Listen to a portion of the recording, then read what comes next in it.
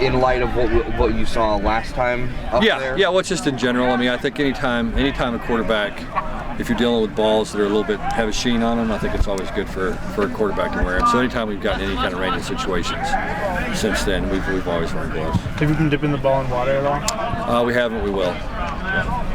Two of these 3 losses have been close. Has there been any lesson that you've tried to impart on? Yeah, it's weird. You know, most of our games have been close. It's just kind of the margin for error is really small. You know, there's a lot of teams in this league are pretty similar. Not that big of a talent difference between a lot of them. And you know, at times we've played up, and at times we probably haven't played as well as we needed to. And so that's just the nature of the Pac-12 right now. I mean, it's just a really good league, top to bottom. You know, we just got to just keep improving. I mean, really, what it comes down to for us is turnovers. I mean, that's the lesson. And the 2 close losses that you mentioned, we had 9 turnovers. Those 2 ball games, and that's, you know, you're not going to win close ball games when you turn the ball over. Is there a way to practice not having turnovers? Well, yeah, I mean, we do it all the time. I mean, we do. It's yeah, I mean, we teach ball security, everything that we do from the beginning of practice till the end, and typically our teams don't turn it over much, and so you know, it's just been one of those things. We fumbled more than normal, and you know, we got some tipped interceptions and some things like that have happened to us that are, again, kind of out of the norm, but we've got to not let that happen. That's the difference between winning and losing. Did you rest Treggs again this week like last week? We did some a little bit early in the week. He's practiced most of the week. Looks fine. He's moving around good. How's Jefferson? Good. I think he'll play. Yeah, I think he's a little bit ahead of where we thought he'd be. Barton's still out? Don't know yet. I think Barton's going to make the trip. We'll see how he feels. How's Farley doing? He's fine. And do you expect him or Cochran to get that start?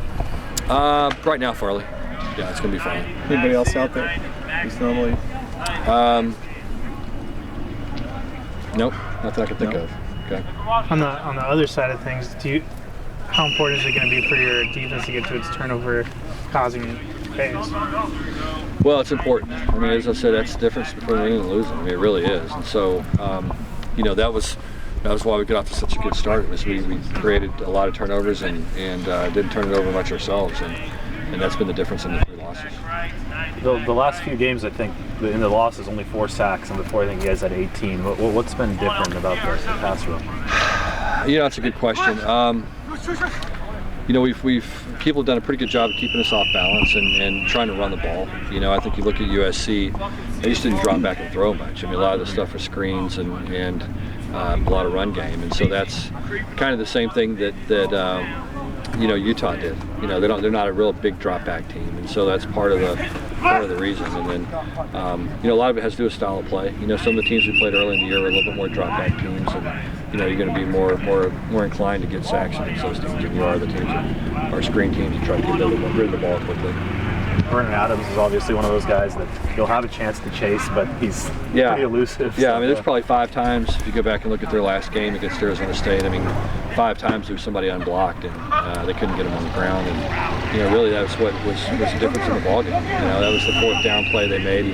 He had 2 guys that he eluded and you know, made a great play. And when we have opportunities to get them on the ground, we need to be able to tackle them. And it's a hard thing to do. You know, nobody's been able to do it much up until this point, but we need to do it on Saturday. He didn't really take off running so much. He's just bought himself more time to find a guy. That's kind of what he does, yeah. And he does a nice job of it. I mean, you know, he does. He's not a big runner. He can run. He's an effective runner, but he's one of those guys that scrambles more to throw it down the field and let guys get open. They do a nice job of getting back in front of him and getting back down to the ball. And so, you know, we've got to make sure that our coverage stays with the guys.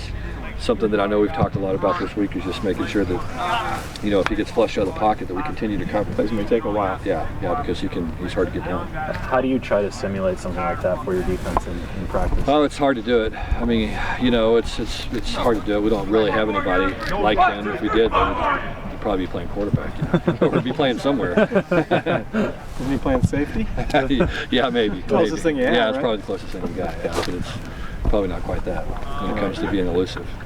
At this point in your tenure, do you think the one thing kind of holding you back is just proving you can consistently beat, you know, top-tier teams? Yeah, I mean that's what what makes them top-tier teams. They're hard to beat. Now we want to become one, and to become a top-tier team, you got to beat top-tier teams, and you know, that's our goal. That's what we want to do, and we've been close, but that doesn't get us where we want to go. And so we get that, we understand that. For us to go where we want to go as a program, we've got to beat the best, and it's hard to beat the best, but that's where we need to go. When you pulled when you pulled Jared last time up there, do you remember what his reaction was? When Oh, he was fine. No, he was fine. I mean, he understood. In the days after that, do you remember what? He was great. He was fine 5 minutes after the game was over. You know, he understood, and you know, wasn't a big deal to move on. Just a learning experience.